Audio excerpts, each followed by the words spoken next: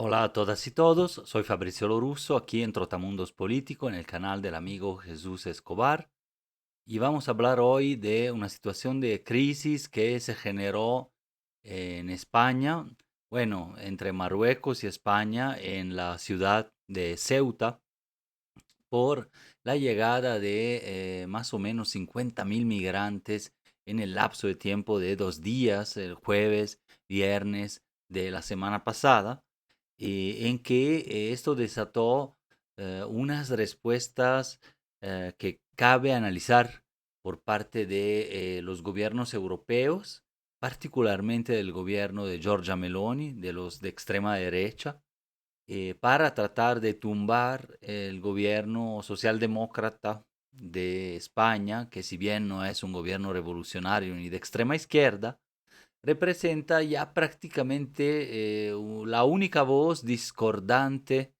en términos de la política europea con Estados Unidos, por ejemplo, el apoyo a cierto tipo de operaciones militares, por ejemplo, las bases aéreas de Estados Unidos en España, que quería usar Trump para bombardear a Irán y que Pedro Sánchez, el primer ministro de España, negó, entre otros elementos que salen de ese coro de elogios o sumisiones casi totales de parte de los países de europeos en general, de Italia en el caso específico, y vamos a ver por qué, porque hablamos específicamente de estos dos países. Recordemos que básicamente Italia y España son los que más tienen presiones y reciben personas en tránsito, migrantes,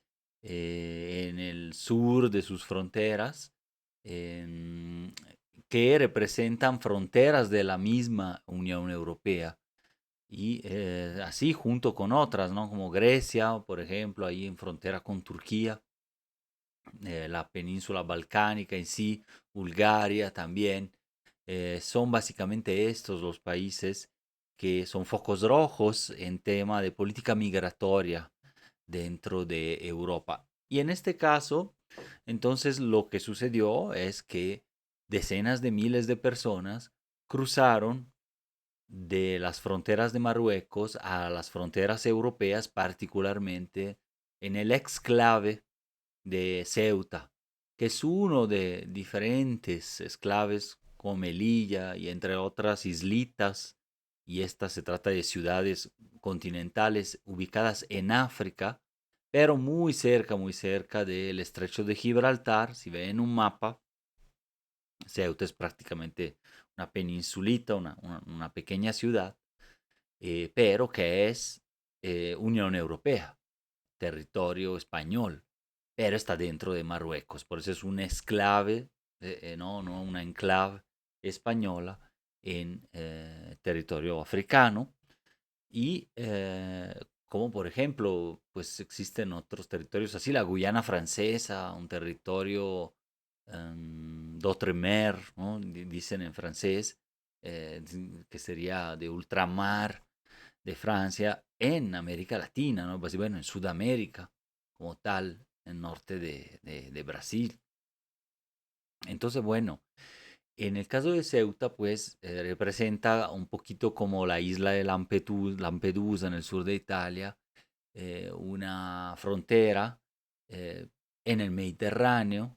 Lampedusa es una isla, pero que son territorios en constante tensión geopolítica y política migratoria, por así decirlo, porque es donde desembarcan o intentan entrar personas migrantes solicitando asilo u otra forma de acogida en el país de llegada, y entonces empiezan a adquirir ciertos derechos, a veces negados por ciertos gobiernos. En el caso de Sánchez ha sido de los más abiertos, ¿no? Con la regularización de decenas y decenas de miles de personas durante su gobierno, que no tenían, pues, digamos, de llamados sin papeles o que entraron de manera regular, como la mayoría de los migrantes en España, pero dejan pasar el tiempo y se vuelven migrantes, digamos así, irregulares, porque ya no pueden renovar su visa, no tienen un trabajo, etcétera, ¿no? Bueno, sin tratar todos los casos, hay que decir que ese enclave, esa parte de Ceuta, solo recibe en promedio en los últimos años un 6% de estos migrantes que llegan a España. Este año aumentó la cifra, llega casi al 20%, 19% de la migración que llega a España ha llegado por Ceuta. Aún así, no ha representado, digamos, históricamente un paso tan importante, ¿no? Eh, y sin embargo, ahora se desata una crisis. O sea, hay que leerla desde diferentes perspectivas y las respuestas ante eso. O a primero decir que entre el jueves y el sábado pasado entraron casi 50.000 personas y lamentablemente murieron 67, cruzando por vallas y por mar, ¿no? Nadando.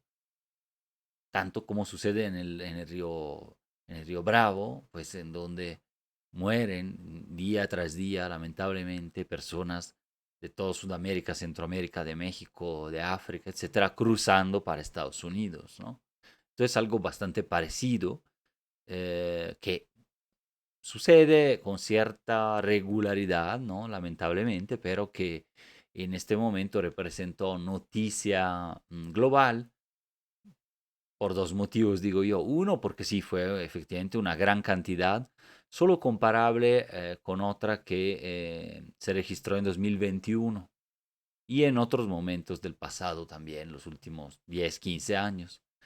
Por otro lado, hay que decir que también hubo muchas muertes, sí, pero 48.000 y un poco más regresaron ya a Marruecos. Entonces no se quedaron ahí.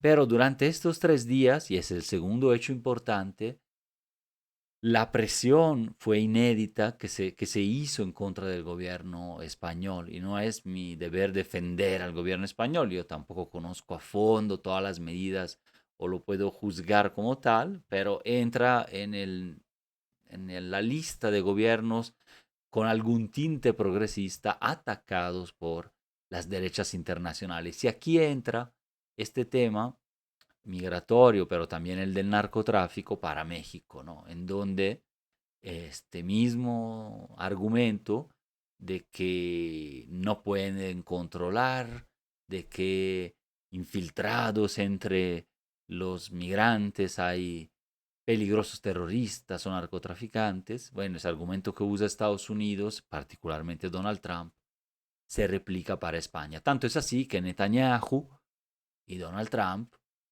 eh, inmediatamente llamaron justamente al ataque en contra del gobierno de Sánchez, particularmente, si no me equivoco, el secretario de Exteriores de Israel fue quien dijo eh, que bueno, que ahora a ver cómo manejan la crisis y que España debe de renunciar a sus colonias en África, ¿no? Eh, bueno, teniendo en cuenta que en parte podría tener razón, porque sí existen efectivamente posesiones coloniales, y sin embargo el gobierno de Netanyahu está conduciendo desde hace medio siglo prácticamente una política colonial con todos sus vecinos, particularmente el Líbano y, claro, con el genocidio en Gaza y Cisjordania. Entonces, digamos que estar predicando desde ese escenario israelí, sobre todo en la actualidad, es cuando menos controversial, ¿no? Primeramente. Y bueno, y aunado a eso, otras derechas, como la de Giorgia Meloni en Italia, también tomaron medidas a los 2, 3 días que en lugar de generar algún tipo de solidaridad por el ingreso de estas personas o por la situación en el supuesto aliado español, generaron más bien riñas. De hecho, el embajador italiano en Madrid fue llamado por el gobierno a rendir cuentas de lo que dijeron el secretario de Exterior Tajani de Italia y la misma Giorgia Meloni. ¿Qué dijeron? Bueno, básicamente que con eso se ve amenazada toda Europa y que iban a suspender el acuerdo de libre circulación de personas que se llama de Schengen, ¿no? el Tratado de Schengen. Y de hecho lo suspendieron para España, es decir, ya vuelve la frontera entre España e Italia, es decir, entre ciudadanos de estos países, que es una medida demagógica porque todos los migrantes que entraron a Ceuta, primero, que ni quieren llegar hasta Italia, segundo, que no representan una amenaza porque además ya regresaron en su gran mayoría y además estaban siendo de alguna manera mm, resguardados en Ceuta, es decir, todavía en África. Entonces no representan todavía una amenaza, así, sí, sí, nunca lo ha representado, pero digamos menos en esta coyuntura. Pero Italia pues decide atacar a este gobierno, haciéndole como de trampolín a Netanyahu, a Israel y también a Estados Unidos en los ataques en contra de España. Bueno, en ese sentido también hay que decir Estados Unidos muchas veces ha usado ese argumento de que entran migrantes del sur del mundo, pues básicamente de África o de Asia a Europa y que luego se van a Estados Unidos supuestamente a cometer crímenes, ¿no? También usa ese argumento no solo con México, sino bastante con sus supuestos aliados, que no súbditos, podríamos decir así, de Europa, ¿no? Entonces, eh, también el 22 países, claro, incluyendo Italia, firmaron ahí una serie de, que son todos países básicamente de derechas, la Unión Europea, digamos así, un desplegado para justamente eh, más que apoyar a España, denunciar esta situación y, digamos así, algunas otras cuestiones en este punto son que se mueve la migración y son víctimas básicamente también, una parte de ellos, de los gobiernos, es decir, del propio gobierno de Marruecos, con sus intereses políticos que va abriendo, cerrando la llave del paso a Ceuta. De hecho, de alguna manera lo ha hecho también así Turquía. Como Marruecos tienen acuerdos con, bueno, en este caso España y o la Unión Europea, que a cambio de dinero también lo ha intentado hacer, lo está haciendo Italia con Albania. Son países casi fronterizos o cercanos que se encargan de manejar la migración, es decir, reprimir las personas en tránsito o mandarlas a sus países para que ese trabajo sucio no lo hagan países de la Unión Europea a cambio de dinero. Con Marruecos hay acuerdos parecidos que han funcionado, ¿no? Entonces tampoco podemos defender eh, los países, digamos así como Italia con Albania, Grecia, Unión Europea con Turquía, con esos acuerdos sobre la piel de los migrantes, ¿no? Em, pero son situaciones, y España con Marruecos, y son situaciones que hemos visto también entre México y Estados Unidos, en donde es incluso una palanca la migración para negociar a veces. Y desplegar la Guardia Nacional a veces ha significado un control territorial hasta Guatemala, ¿no? En el Suchiate y a lo largo de Río Bravo, pero a veces sí a costas de tensiones con los derechos humanos y limitación de la circulación de personas, sino es que la franca represión de las personas migrantes en las dos fronteras, ¿no? Del propio país. Y esto pues hacen también entre España y Marruecos hace años en el enclave o esclave, según se considere, pero de Ceuta, ¿no? Entonces esta crisis se tiene que leer también de esta forma política. Em, Hay también una cuestión de uso de estas fronteras para lograr cosas, ¿no? O para tensionar las relaciones diplomáticas.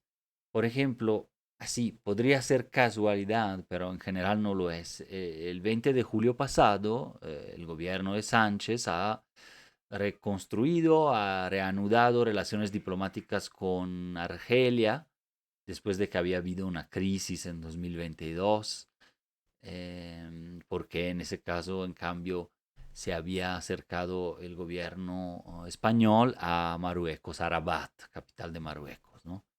Y recordemos que Argelia y Marruecos, ahí en el norte de África, son contrincantes, pues. Eh, entonces, de alguna manera, esa cercanía cuando se acerca al gobierno español, al gobierno de Argelia, Marruecos responde.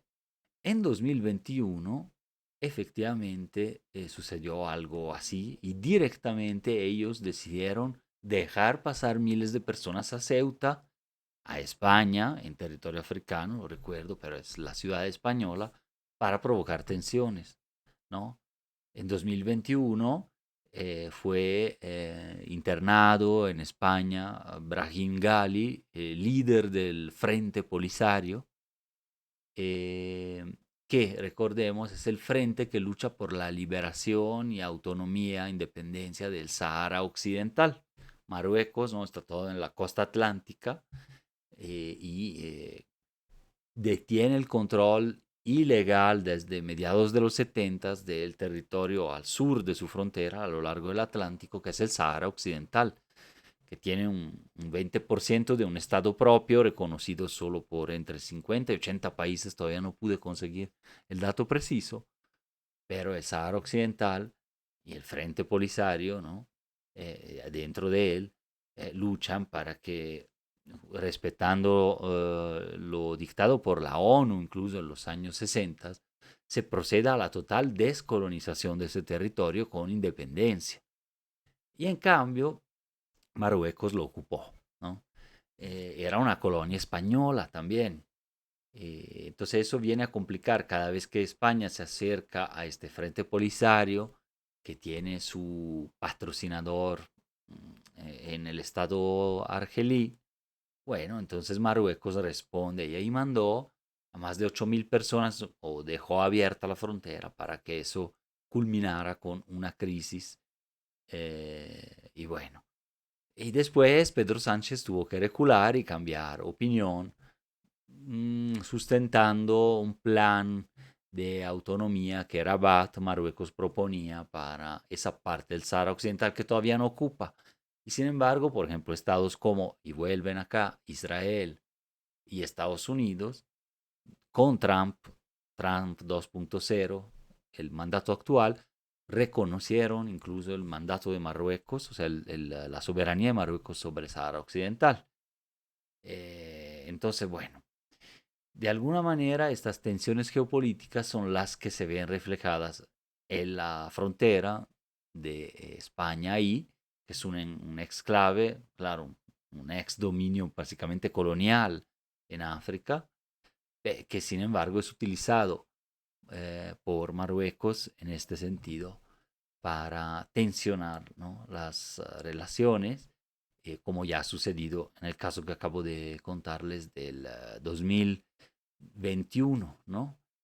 Entonces, en ese sentido, podría ser que Marruecos quiso de alguna manera otra vez abrir esas vallas o dejar pasar, porque hubo esa cercanía ahora de entre Sánchez y el gobierno de Argelia, porque básicamente también el Congreso de España concedió la ciudadanía a las personas del Sahara Occidental, Saharaui, que nacieron hasta el periodo de la administración colonial española y a sus descendientes. Entonces, bueno, eso es visto por Marruecos como un elemento problemático, cuando menos, sino algo, pues, digamos, contrario, ¿no? Es un tema muy, muy sensible que toca el tema de la soberanía sobre ese territorio, ¿no? España está reconociendo que una parte de esas personas sean ciudadanos españoles, entonces europeos, ¿no? Eh, por otro lado, Sánchez también fue justo el 20 de julio pasado, ya lo dije, ahí a reanudar, digamos así, con Argelia las relaciones, sobre todo comerciales, pero digamos, no se trata de un fenómeno causal, ¿no? Que podemos decir, ah, pasó esto y entonces Marruecos, digamos así, entra en guerra, digamos así, utilizando a los migrantes, pero digamos que en política, en geopolítica, los tiempos nunca son tan casuales, ¿no? Entonces, nuevamente vemos cómo la palanca política en estas fronteras, recordemos que también hay una tensión porque del otro lado de Ceuta, ya en España, está Gibraltar, que es básicamente una enclave inglesa, ¿no? Del Reino Unido ahí. Entonces vemos cómo, pues, en ese pequeño espacio hay una serie de graves tensiones geopolíticas locales, Ceuta, Gibraltar. Ahora Gibraltar ya comentamos en la otra columna, ¿no? Pues ha habido una concesión, digamos así, al gobierno español para gestionar más aduanas y fronteras ahí y los trabajadores que cruzan de alguna manera y en Gibraltar, pero que es territorio inglés.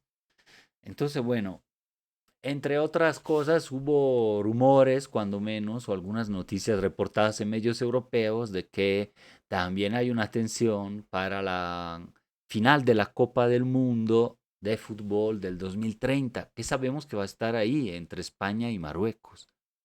Entonces, bueno, ahí deberán de encontrar más mecanismos cooperativos que tensiones de este tipo que estamos viendo en estos días, pero bueno, son señuelos, son marcas de una cuestión que va más allá de los migrantes. En medios europeos salió el tema de que era una invasión, se veían los migrantes sonrientes, cruzando el otro lado, mostrándolos, como decir, desafiantes hacia Europa para crear preocupación en la población de los países. Yo lo vi ahí mismo estando en Italia.